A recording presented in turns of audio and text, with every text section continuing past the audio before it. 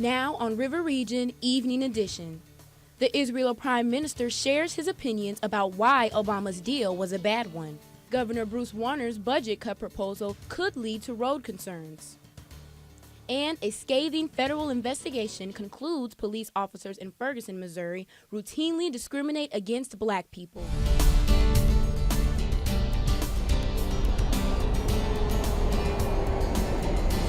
News from around the world, across the nation, and here in the River Region.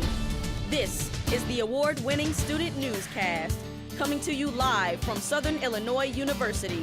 River Region Evening Edition begins now.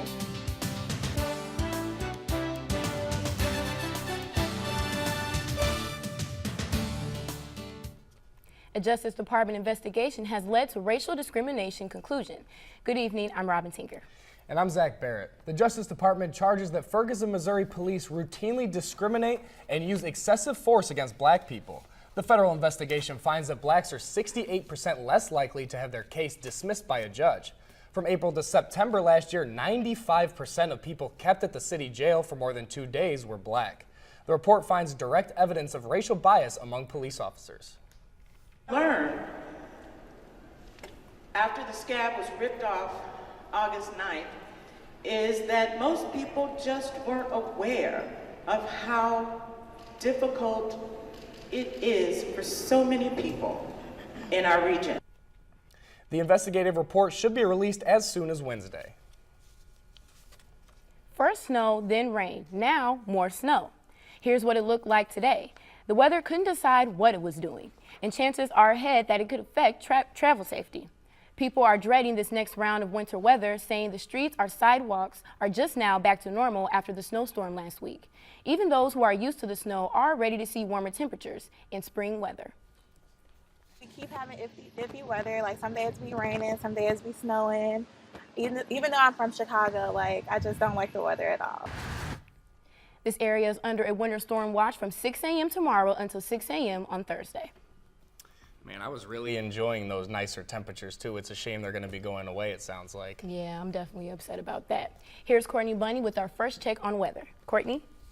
I'm sure you all thought that we were going to have some warmer temperatures in the future whenever you woke up this morning, but unfortunately that won't be the case, at least for a while. Tonight we'll be dipping down to about 29 degrees as that winter weather warning goes into effect from about 6 a.m. tomorrow morning until 6 a.m. Thursday. By the morning tomorrow, only 32 degrees as that snow comes in, and by midday about 25 degrees, so we're staying relatively cool. And unfortunately, as that precipitation falls, it will be possibly freezing, well, for sure freezing really, and some possible accumulation with that snow up to about 8 inches. And I'll have more details on that warning in my full forecast. Thank you, Courtney. 6 people were killed in Illinois after hitting a deer with their car in 2013, and that's 2 more than the previous year. Andy Ani visited the animal rehab center that takes care of injured deer. Rree Again Wildlife Animal Rehabilitation Center in Carterville takes in many dangerous wild animals, but none as dangerous as this one. The deer population in southern Illinois has drastically increased over the years. People don't see the deer because they're not looking. Many times you can spot a deer in a field next to a road well in advance if you know what you're looking for. Just be cautious and alert. State Farm Insurance says more than 2 million car accidents in the U.S. were caused by deer over a 4-year period, killing 200 people. But there are things you can do to prevent hitting a deer. Use your high beams, look for eye reflections, and remember, deer travel in groups. As people, we have more control behind the wheel than an animal might have realizing that a car's coming down the road. So they might not realize what's going on, but if you see them off on the side, you might get a chance to stop. Beverly Schafstall says these deer have been in her care for a little over a month. Rree Again does take donations to help care for the animals. I'm Andy Ani for River Region Evening Edition. If you'd like to donate, go to their Facebook page. The address is at the bottom of the screen. The Illinois State Police say the proposed Ronner budget will lead to fewer state troopers on the highway and fewer tickets for drunk driving. But the cuts will not affect the SIU Police Department, according to the university's Chief Communications Officer, Rree Goldsmith. So we have a commitment through our contracts with the police to make sure that we have adequate coverage. We remain very committed to campus safety. So if and when budget cuts come, it's likely to be an area that we will be very protective of. The combination of fewer state police hires and retirements could put an additional squeeze on patrols. Jackson County State's Attorney Michael Carr has requested for a special prosecutor to look at the death of SIU student Pravin Varughese. A grand jury found no reason to charge the last person to see Varughese alive. His family thinks their son was a victim of foul play and called the prosecutor's work inexcusable. Carr claims he's done nothing wrong and says he wants a special prosecutor to look over Pravin's case to give closure to the community. Former Chicago Police Chief Drew Peterson has pleaded not guilty.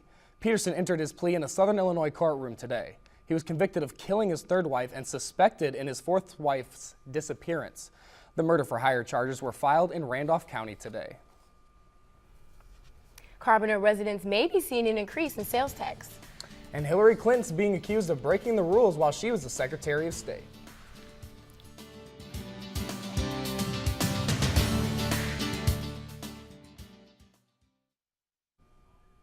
The Israeli Prime Minister told Congress today that the U.S. approach to Iran's nuclear program is a very bad deal. Benjamin Netanyahu said during his controversial U.S. visit that the only deal to be made is one that prevents Iran from developing nuclear weapons. President Barack Obama argues that the deal will be made and it will leave some of Iran's nuclear program in place. He believes the presented plan is the best option so far. If we're successful negotiating, then in fact this will be the best deal possible to prevent Iran from obtaining a nuclear weapon. Nothing else comes close. Sanctions won't do it. Even military action would not be as successful as the deal that we have put forward. Netanyahu says today's speech is the last chance for Israel to register for the proposed deal. It may cost more to shop in Carbondale soon. The City Council will consider tax increases tonight. The city is looking for more money with the Carbondale budget coming up about $300,000 short. In addition to a sales tax increase, they'll also consider a food and beverage tax and a packaged liquor tax. A training to prevent pregnancy is scheduled to be held in Chicago on March 25th. The training is recommended to employees and employers who may be unsure about granting reasonable accommodations to pregnant women. The training will educate participants on the best practices concerning pregnant women in the workplace. A human rights law aims to treat pregnant workers with safe working conditions, provisions on heavy lifting, assistance with manual labor, more frequent bathroom breaks, places to sit, and even a break space to breastfeed. To register for the training session, visit illinois.gov training page. Pat Quinn is no longer governor, but you are still paying him. The former governor gets a monthly check for more than $11,000. He began collecting the pension the day after Governor Bruce Rauner took office. It comes out to about $137,000 a year. The monthly payments include nearly $9,000 from the General Assembly retirement system and more than $600 from the state employees retirement system. Quinn and other people who receive pensions could see their benefits cut if the Illinois Supreme Court upholds a pension reform law that Quinn signed. There's a new attempt to reduce heroin addiction and prescription painkiller abuse in Illinois. A 200-page bill addresses the issue. Among other things, it would increase regulation of prescription pain pills. It would also require that drugs used for combating heroin addiction be more widely available. A new plan to help the homeless could be in effect after federal housing officials received over $6 million. The U.S. Department of Housing and Urban Development will be providing money to help others and avoid being homeless. The Illinois Housing Development Authority provides enough rental housing for 200 people who are on the verge of becoming homeless. According to the department secretary, Julian Castro, the goal is to help people who require long-term services while living independently in their community. Ammunition for a popular rifle may soon be banned by the Obama administration. The ATF is proposing to ban ammunition rounds of 5.56 or .23 caliber rounds that are widely available and feature the green tip on the top of each ammunition round. The reason for the ban is due to ammunition's ability to pierce officers' bulletproof vests. If you'd like to comment on the proposed change, email the ATF at apacomments@atf.gov. Former Secretary of State Hillary Clinton is being accused of breaking the law by using a personal email account while in office. Government officials are required to use a government email account for official business so the communication can be archived. The State Department confirms Clinton used a personal account for official communication during the 4 years that she served. Twitter is taking on the Islamic State terrorist group. ABC News reports Twitter has quietly suspended at least 2,000 accounts linked to ISIS. The suspended accounts are believed to have been involved in a major increase in recruitment efforts by the militant group. You know, it was a pretty wet and rainy day outside. Hopefully some big changes will be coming our way. Your full forecast is next. I'm hoping so, and stocks ended the day lower. See the full coverage on that on the Nightly Business Report at 5:30.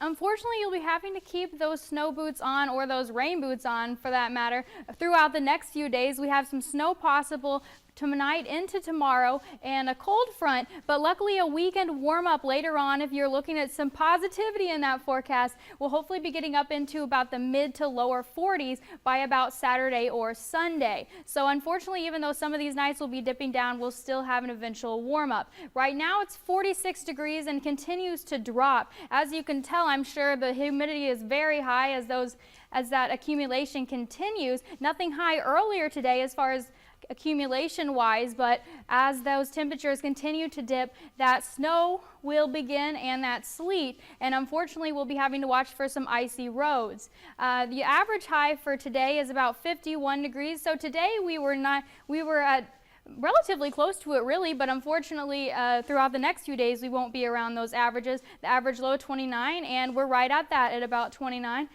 The record high is 77 and the record low is 2 degrees, so luckily nowhere near either of those. Actually 77 would be nice, but unfortunately we're not there quite yet. Carbondale 46 right now, Mount Vernon down to about 41, Belleville 47, and Paducah all the way up to 49 today, or at least right now anyway, but unfortunately those temperatures will be dropping all around the region. But anyway, we had a nice day today, I guess, if you kept your umbrella with you. As you can see, that fronts continue to move into our area later tonight. It's looking like most of that precipitation snow-wise will be at about 6 to 8 a.m. tomorrow morning. So for that morning commute, you'll need to be very careful, maybe leave a few minutes early, about 15, so you can make sure that you're staying safe on those roads, because that will be accumulating and unfortunately it will be freezing. Tonight a low of 29 degrees, so not too much below freezing, but unfortunately it is still below as those showers roll in. The showers will probably be about,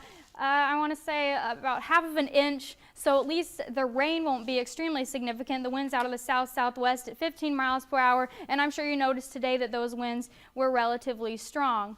And tomorrow a high of 29 degrees, as that cold front isn't quite in there yet, but snow will continue and winds will start coming out of the north, bringing in those colder temperatures at 20 miles per hour, and that wind chill is significant with those high winds. Tomorrow night down to 14 degrees as that snow rolls in, and it will hopefully be done as that winter storm watch ends at about 6 a.m. Thursday morning. So all of that accumulation will be done, all that precipitation. So you'll at least be looking at a drier weekend and later throughout the week. Wednesday we have a high of 29, and as you can see, getting all the way into about 45 degrees by Sunday, and partly cloudy to mostly sunny skies throughout the rest of the week. So even though we're getting through this precipitation throughout tomorrow and early Thursday morning, we're hoping that things will be clearing up. Maybe some possible school cancellations, but no promises. Don't you get everyone but excited. I know, I don't want to get you too excited, but there's a possibility. Oh, it's going to be nicer this weekend at least. I know, hopefully, yeah, definitely. Thank you, Courtney. The SIU women's tennis team is on a roll after their matchup against Edwardsville. And the NCAA is hoping to change some of their policies after the scandal with the University of North Carolina. Cindy Kessler is here with more in sports. You're right, guys. I'll have more information on that proposed change and when we should expect it. And some local high schools have an exciting night ahead of them as they battle for the championship. And the SIU men's basketball team is going to be heading to St. Louis this Thursday for Arch Madness. We'll take a look at that matchup when we come back. Don't you go anywhere.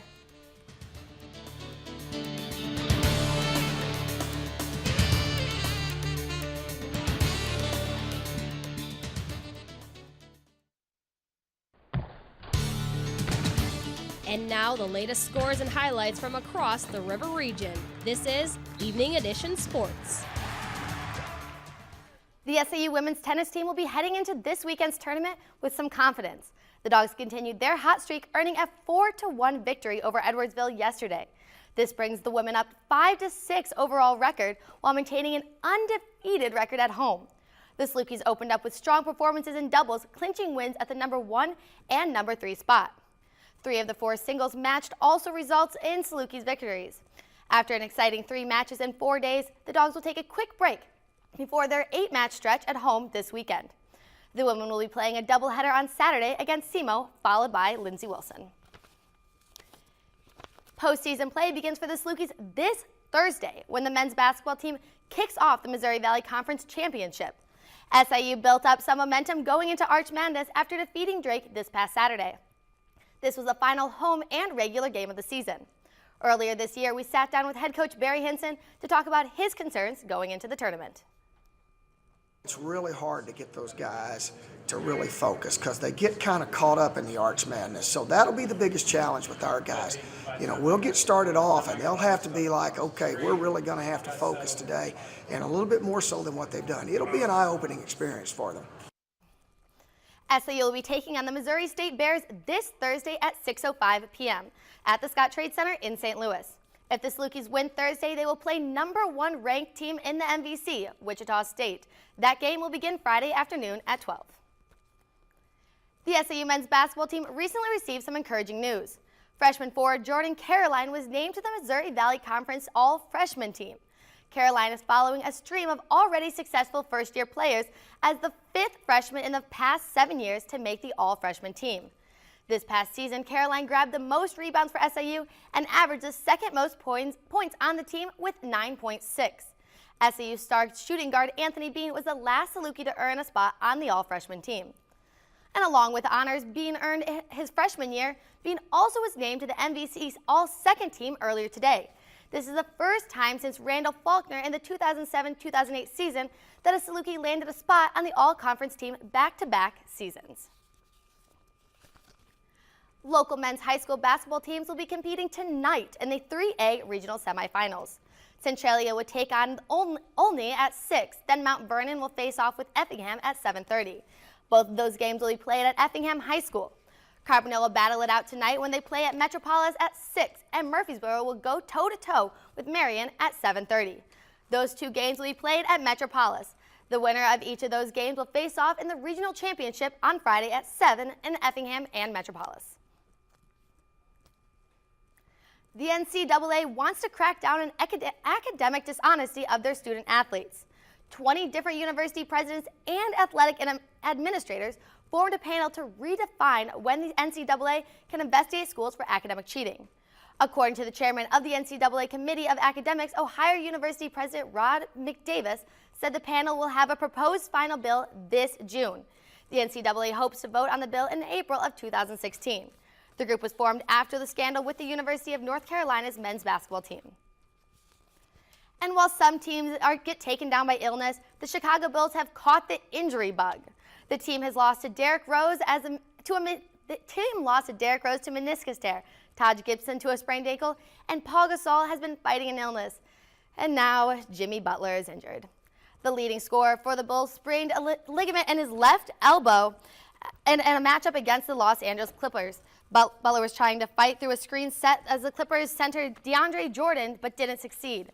Butler is aiming to return before the regular season ends, but he does not want to risk his return and risk injuring himself even more. The Bulls will lean on the reserves in their next matchup against John Wall and the Washington Wizards. The game is set in Chicago and tip-off is at 8. Well, Sydney, with some of the Bulls' main players gone, how do you think the rest of the season will play out? I mean, the Bulls already have so many great players, and it stinks that there are so many of these guys that are gone. But Paul Gasol is still there, and we're hoping that, he's going to bring it back. And so many good things are still expected of the Bulls. I just hope that this isn't going to bring them down like everyone else is thinking They're it's still going good to. enough to win. Oh, yeah. I think so. I mean, they still have some really good players. It just stinks that these guys are done. All right. Thank you, Sydney. Thanks, guys. A winter storm warning is in effect for Carbondale and much of southern Illinois. We'll help you make plans next. And find out why some people are actually happy about being pulled over by a police officer.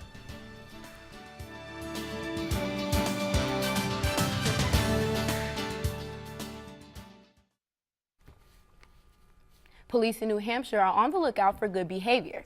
They're cruising the streets handing out citations that are really gift cards, which can be used for pizza and fries at local restaurants. All of the cards were donated by local food places. Therefore, taxpayers aren't paying a dime. New Hampshire police won't be pulling anyone over using police sirens because they want to ensure safety. I don't care if they're giving me a free pizza or not. I'd still be terrified if they're pulling me over. I don't know. Courtney, there's been a upgrade with our weather. Can you tell us about that? Yeah, it was a watch, but now we're under a warning from 6 a.m. tomorrow until 6 a.m. Thursday for that winter weather. We'll be looking at about 6 to 8 inches of snow, and hopefully it'll be wrapping itself up by after Thursday afternoon but it'll definitely be severe 6 a.m. tomorrow for that morning commute. Watch out, but look, there's a warm up over the weekend, so stay positive. Schools could get canceled Yeah, still, so. I'm not going to Keep promise my fingers anything. crossed. Yeah, no that. promise. Fingers crossed. Thank you, Courtney, and thank you for joining us tonight. Follow us on Facebook and Twitter at River Region News. I'm Zach Barrett. And I'm Robin Tinker for Sydney Kelsler and Courtney Bunting and more than 100 students who work on Evening Edition. Good night.